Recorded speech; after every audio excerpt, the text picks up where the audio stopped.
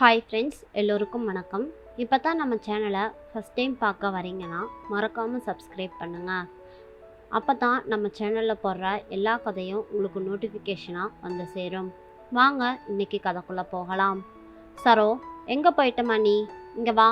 உன் வீட்டுக்காரன் பாரு, ஏலம் விடாத குறையா கத்திக்கிட்டே கிடக்கிறான். போய் என்னன்னு தான் கேளேன் என்றார் மரகதம். மரகதம் தான் இந்த சரோவின் மாமியார். அடுக்கலையிலிருந்து வெளிப்பட்ட சரோ, இதோ போகிறேங்கத்த, உங்கள் பையனுக்கு வேறு வேலையே இல்லை, அதை காணோம் இதை காணோன்னு சொல்ல போகிறாரு, அவ்வளோதான் விஷயமா இருக்கும், வேணும்னா பாருங்க என்றவாறே வெளியே வந்தாள். அடுப்பில் பால் வச்சிருக்கிறேன், கொஞ்சம் பொங்கிடாமல் பார்த்துக்கோங்க, நான் இதா போயிட்டு வந்துடுறேன் என்றவள் தனது 8 மாத வயிறை தூக்கி கொண்டு கணவனை தேடி சென்றாள். அறை முழுவதும் குப்பையாக்கி வைத்திருந்தான் தேவன். என்னங்க, என்னத்தை தேடுறீங்க? இப்படி எல்லா பேப்பரும் குப்பை மாதிரி போட்டு வச்சிருக்கிறீங்களே, என்னதான் ஆச்சு உங்களுக்கு என்றாள். ஆமாம், நீ கூப்பிட்ட உடனே வந்திருந்தீனா இந்த குப்பையெல்லாம் சேர்ந்துருக்காது.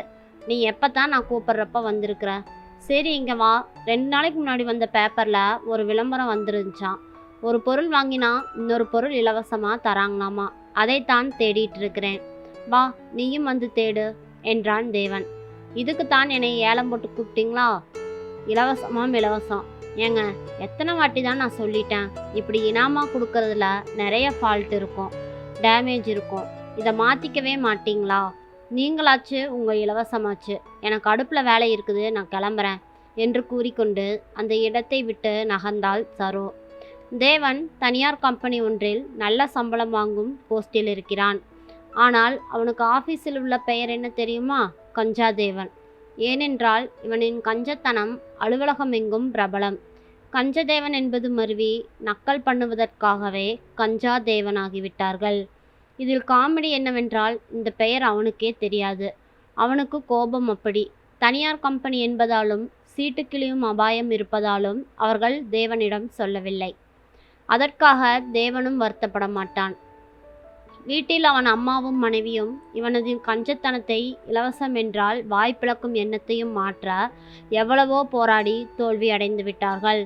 திருமணமாகி 1 வருடம் ஆகியது. குழந்தை வந்தால் செலவு பிடிக்கும் என்பதற்காகவே குழந்தை பெற்றுக்கொள்ளதை தள்ளி வைத்திருந்தான் என்றால் நம்புவீர்களா?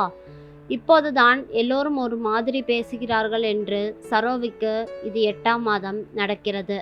ஆனால் மாமியும் மருமகளும் சேர்ந்து ஒரு விஷயத்தை தேவனிடம் மறைத்து விட்டார்கள். அது தெரிந்தால் என்னவாகுமோ?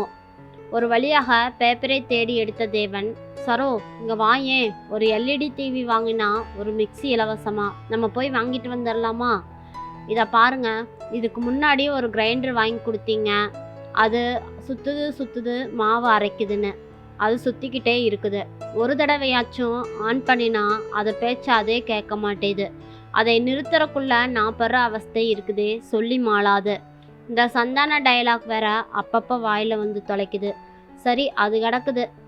இந்த அயன் பாக்ஸு நல்லா தானே இருக்குது, அது எங்கே நல்லா இருக்குது? கொதிக்கிற எண்ணெய்க்குள்ளே போட்டாங்க கூட சூடேறாது. அயன் பாக்ஸு சும்மா என்னை எரிச்சல் படுத்திட்டு இருக்காதீங்க, அப்புறம் நான் மனுஷியாவே இருக்க மாட்டேன் என்று சொல்லிவிட்டாள். இல்லை சரோ என்று தேவன் ஆரம்பிக்க, சாமி என்னை விட்டுருங்க ப்ளீஸ், நானும் எத்தனையோ வாட்டி சொல்லிட்டேன் இந்த கஞ்சத்தனத்தை விடுங்கன்னு. தரமான பொருளாக வாங்கினா அது இருக்கும். அப்படி இல்லை சரோ, இப்போவே நம்மளுக்கு இவ்வளோ செலவாகுது, நீ பாப்பா வந்துட்டா எவ்வளோ ஆகும்?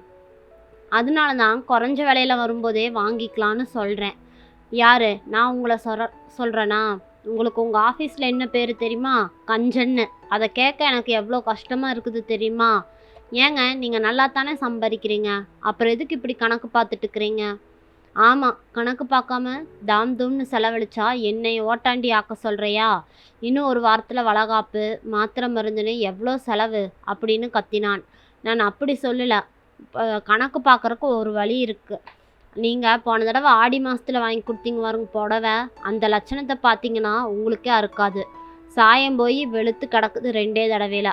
அதே 2 வாங்குறதுக்கு பதிலாக கூடுதலாக விலை கொடுத்து 1 வாங்கியிருந்தா எவ்வளோ நல்லா இருந்திருக்கும். இப்படி எல்லாத்துக்கும் கணக்கு பார்க்குறவங்களுக்கு கடவுள் ஏதாவது ஒரு கணக்கில் வரவு வைக்க போகிறாங்க பாருங்க என்றவள் பின்னால் இருந்த பாத்திரத்தில் கால் தடுக்கி கீழே விழுந்தாள். விழுந்த வேகத்தில் வலி ஏற்பட்டு விடவே மருத்துவமனைக்கு கூப்பிட்டு கொண்டு சென்றார்கள். அங்கே டாக்டரிடம் விளக்கம் சொல்லி நன்றாக தேவன் வாங்கி கட்டி கொண்டான். ஏற்கனவே மரகதம் அவனை போட்டு வாட்டி எடுக்க ஆரம்பித்து விட்டார். ஆனாலும் அவர் உள்ளுக்குள் பயந்தும் கொண்டிருந்தார்.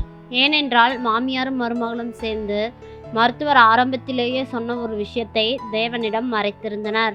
டாக்டரும் குடும்ப டாக்டராக இருக்கவே தேவனின் குணம் தெரிந்ததால் அவனிடம் சொல்லவில்லை. பிரசவத்துக்கு நாள் இருப்பதாலும் குழந்தையின் தலை திரும்பாததாலும் உடனடியாக ஆபரேஷன் பண்ணி குழந்தைகளை வெளியே எடுக்க வேண்டும் என தேவனிடம் கையெழுத்து வாங்கினார் டாக்டர். என்னதான் கஞ்சன் என்றாலும் மனைவி என்று வரும்பொழுது கொஞ்சம் ஆடிவிட்டான். எவ்வளவு செலவானாலும் பரவாயில்லைங்க டாக்டர், என் சரோவை மட்டும் காப்பாற்றி கொடுத்துருங்க என்று கலங்கினான் தேவன். ஒன்றும் பயமில்லை என தேவனுக்கோ மண்டை காய்ந்தது. என்ன என் விருப்பம் என்று குமைந்தான். நீண்ட நேரத்துக்கு பிறகு குழந்தை பிறந்து விட்டதாக நர்ஸ் வந்து கூறினார். சந்தோஷமாக அம்மாவிடம் திரும்பியவன், ஏனெனில் அங்கே 2 நர்ஸுகள் கைகளில் குழந்தைகளோடு நின்றிருந்தார்கள். வெளியே வந்த டாக்டர் சிரித்தவாறே, தேவா, உனக்கு 2 குழந்தைகள், ஒன்றுக்கு ஒன்று இலவசம். உன் விருப்பம் போலவே முந்திக்கொண்டு பிறந்தாலும் நன்றாக இருக்கிறார்கள். என்ன மரகதமா, சந்தோஷம் தானே என கூறிவிட்டு சிரித்தார். தேவனின் மொழியை பார்த்த மரகதமும் சிரித்தவாறே, ஆமா டாக்டர், இனியாவது இவன் ஓவரா கணக்கு பார்க்காம பிள்ளைகளை வளர்க்கணும். எல்லாத்துலேயும் இலவசத்தை விரும்பின இவனுக்கு கடவுளா பார்த்து 1க்கு 2 கொடுத்துட்டாரு. இதை சொன்னா இவன் ஒப்புக்க மாட்டான்னு தான் நாங்கள் மறைச்சிட்டோம். ரொம்ப நன்றி டாக்டர் என்றார்.